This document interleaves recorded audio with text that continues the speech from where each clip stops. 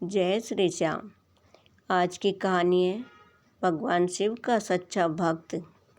एक नगर में भगवान शिव का एक भव्य मंदिर था, जहाँ हर वर्ष दूर दूर से शिव भक्त शिव जी के दर्शन करने के लिए आते थे।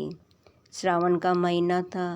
दूर दूर से कांवड़िए कांवड़ लेकर भगवान शिव को जलाभिषेक करने आए हुए थे। मंदिर का परिसर भक्तों की भीड़ से भरा हुआ था। अचानक आकाश में बिजली चमकने लगी और तेज हवाएं चलने लगी। सभी को आसमान से एक सोने का थाल मंदिर में उतरते हुए दिखाई दिया। इसके साथ ही एक भविष्यवाणी हुई कि ये थाल उसी को मिलेगा जो भगवान शंकर का सच्चा भक्त और प्रेमी होगा। मंदिर के परिसर में उपस्थित सभी लोगों ने ये भविष्यवाणी सुनी। धीरे धीरे सभी लोग इकट्ठे हो गए। जो लोग मंदिर की व्यवस्था देखते थे, उन्हें तो पूरा विश्वास था कि ये थाल उन्हीं को मिलेगा, इसलिए वे सबसे आगे जाकर खड़े हो गए। सबसे पहले एक पंडित जी आए और बोले, मैं प्रतिदिन महादेव का अभिषेक और पूजा करता हूँ, इसलिए मैं ही भोलेनाथ का सबसे बड़ा प्रेमी और भक्त हूँ। ये थाल मुझे ही मिलना चाहिए।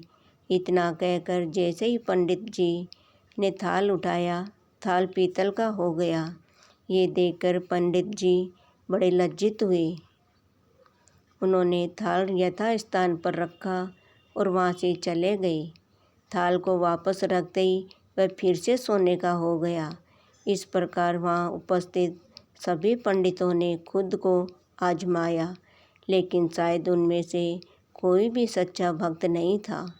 उन्हें भी थाल यथास्थान पर रखकर चले जाना पड़ा।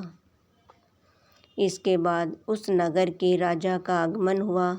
राजा आगे आए और बोले, मैंने महादेव के मंदिर में बहुत ज़्यादा दान दक्षिणा दी है, इसलिए ये थाल मुझे मिलना चाहिए। इतना कहकर राजा आगे बढ़े और थाल उठाया। जैसे ही राजा ने थाल उठाया, थाल तांबे का हो गया। यह देखकर महाराज भी लज्जित हुए और थाल को यथास्थान पर रखकर एक तरफ खड़े हो गए। इसके बाद इसी तरह एक से बढ़कर एक दानी महात्मा और भक्त पधारे। सभी ने बारी बारी थाल उठाया, लेकिन थाल किसी के हाथ में पीतल का और किसी के हाथ में तांबे का हो गया, लेकिन सोने का नहीं रहा। तब लोगों को पता चला कि हम में से कोई भी महादेव का सच्चा भक्त नहीं है। उसी समय एक किसान मंदिर में आया। वो बेचारा महीनों बाद आज सोमवार के दिन शुभ अवसर पर शिवजी के दर्शन करने आया था। वह गरीबी और गृहस्थी के बोझ तले दबा दिन रात खेतों में मेहनत मजदूरी करके अपना और अपने परिवार का गुजारा करता था।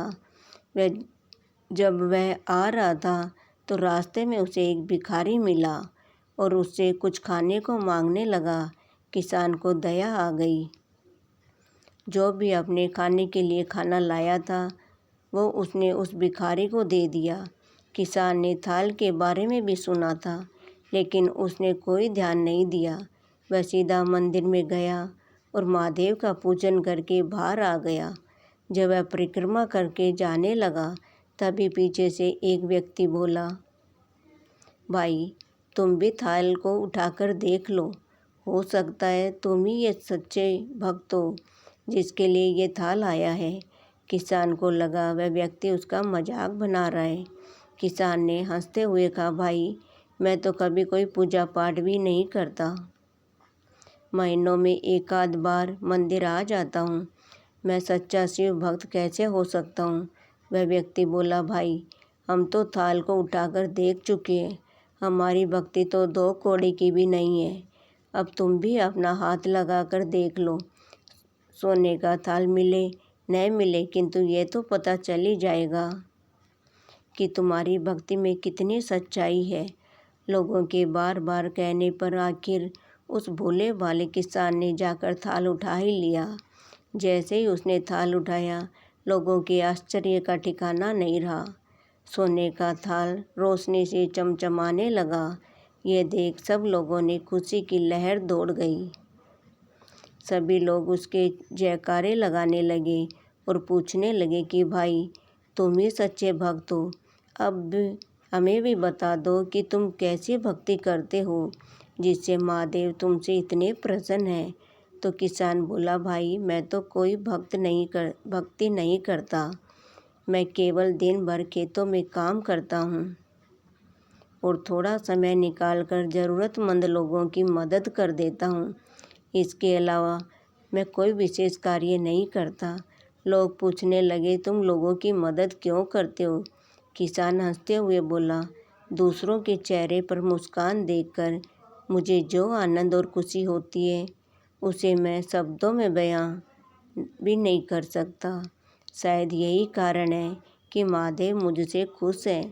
इसलिए कहा जाता है कि सत्कर्म का आरंभ भी आनंद से होता है और अंत भी आनंददायक होता है। दुष्कर्म का आरंभ भी दुख से होता है और अंत भी दुखदायक होता है। अगर आप सैकड़ों मील भी तीर्थ यात्रा करके भी दूसरों का दिल दुखाते हैं तो आपकी इस तपस्या, साधना और महादेव के दर्शन का कोई लाभ नहीं। तो दोस्तों, आपको ये कहानी कैसी लगी हमें कमेंट करके बताइए और वीडियो को लाइक करें।